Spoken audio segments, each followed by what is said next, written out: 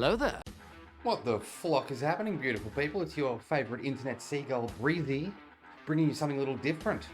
I was chatting with a mate during his stream about the amount of time a single popular song must have been listened to in total, and it got me to thinking. That's probably what that horrible grinding sound you may have been hearing is, just the cogs turning in the old noggin up here. Did a little bit of research, and the information I came across was actually pretty cool, so I thought I'd share it with you. Buckle up, buckaroo, shit's about to get fascinating. Since the birth of rock music in the 1950s, the genre has pretty quickly become one of the most favourable choices of people worldwide. From Chuck Berry, Elvis Presley in the early days to more recent artists like Metallica and the Red Hot Chili Peppers, rock music has gone through countless evolutions to become the modern choice for many. But just how much rock music have we as a species listened to? Reaching an accurate judgment of total time is a near impossible task, as the raw data for every local radio station and album play is inaccessible to the average Joe, or simply doesn't exist. However, since the birth of the internet, how we as a species listen to music has vastly changed. With the majority of music being listened to through online services such as Spotify, YouTube Music, and other streaming apps, the analytics have become far more available, and we can at least gauge a bare minimum benchmark for albums and songs in terms of total listen time. With this video, I'll be focusing on the following data: total Spotify plays of a song, the top 3 most viewed YouTube videos of a song, and total album sales. With this data, we can at least benchmark a minimum amount of listening time per song. First, let's briefly cover the math here.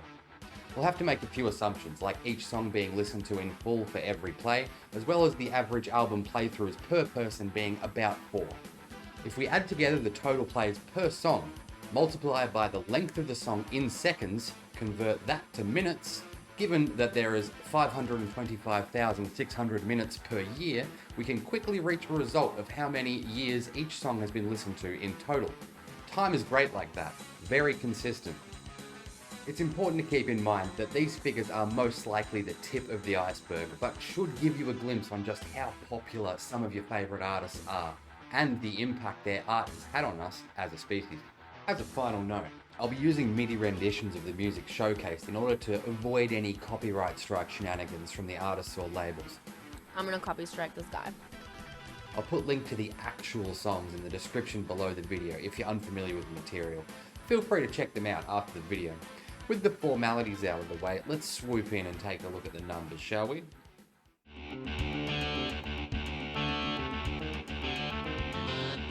First up, we have The Pot by Tool, released in 2006.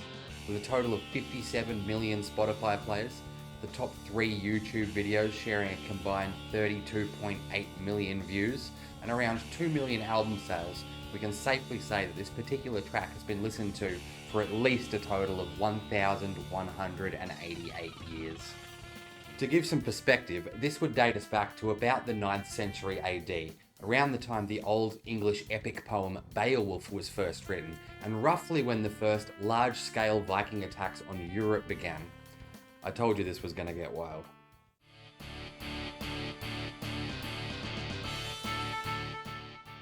Alright, let's keep them coming.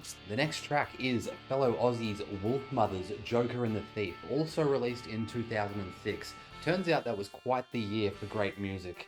With 177.8 million Spotify plays, a combined total of 37 million YouTube views, and around 1.6 million album sales to date, we can predict that this track has been listened to for at least a total of 1,964 years. This would date us back to roughly the 1st century AD, namely holding the estimated birth of Jesus Christ according to Christian religion, as well as Europe, North Africa, and the Near East falling under increasing domination of the Roman Empire. All that is very cool, but I think the most notable event from this time period is clearly the invention of the first flamethrowers by the Cholas of southern India, which they presumably used to throw flames at things.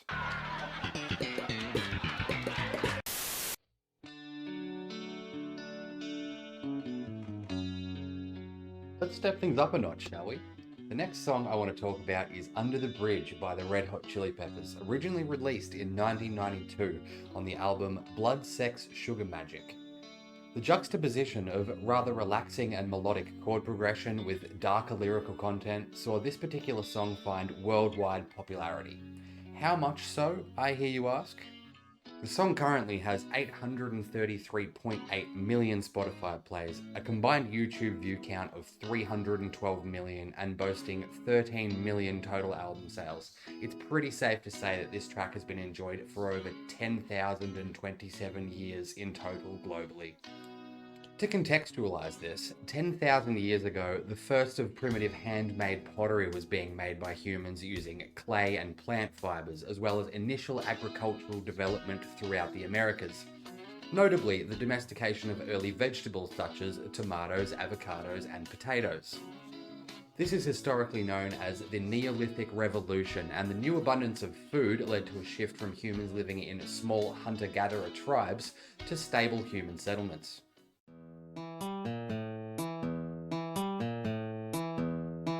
Metallica, Enter Sandman. It's 15,031 years. Please don't sue me, Lars. Thank you very much. Waffle House.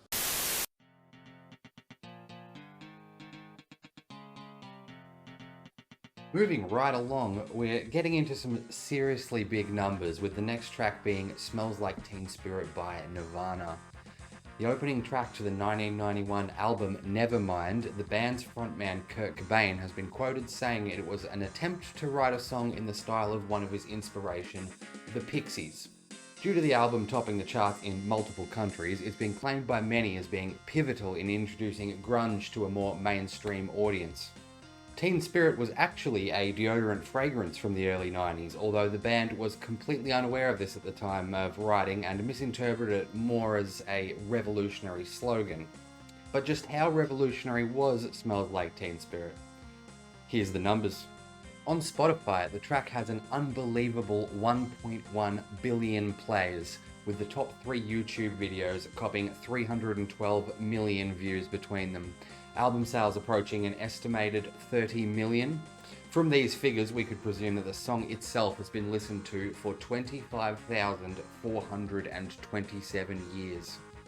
Contextually speaking, the earliest known human footprints in North America date back about 23,000 years. A few thousand years prior to that, a hamlet consisting of huts built from rocks and mammoth bones is founded in what is now the Czech Republic. This is the oldest human permanent settlement discovered by archaeologists currently. That's a long time to be smelling like Teen Spirit.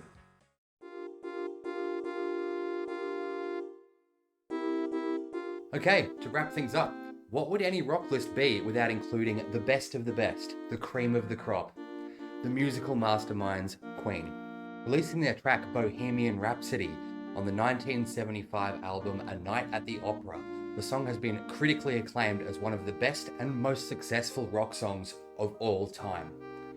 I could dedicate another entire video on the impact that Bohemian Rhapsody has had on modern pop culture and humanity as a whole, but others have done that in a far more eloquent and well-researched way than I could ever dream of. Instead, let's talk about the amount of time that Bohemian Rhapsody has been listened to. On Spotify, Bohemian Rhapsody currently sits at an unbelievable 1.62 billion plays. The top 3 most viewed YouTube videos for this track reach a combined 1.708 billion views, and with a certified 6 million album sales, we can easily assume there's been a bare minimum of 24 million album plays. Due to the song's almost 6-minute length, we can reach a figure of around 19.8 billion minutes of listening time, equating to about 37,699 years of Galileo Figaro. To help wrap your head around that sort of time frame, this would date us back to the Upper Paleolithic era or Old Stone Age. The earliest evidence of human inhabitants in Western Australia and Victoria date back to about this time period, as well as some of the earliest evidence of cave art in Spain and France. Archaeological evidence also points to the first human inhabitants of Japan dating back to this period. Other interesting informational tidbits also allude to the first flutes, fashioned from bones of animals long extinct, appearing in Germany around this time. Mamma mia, Figaro.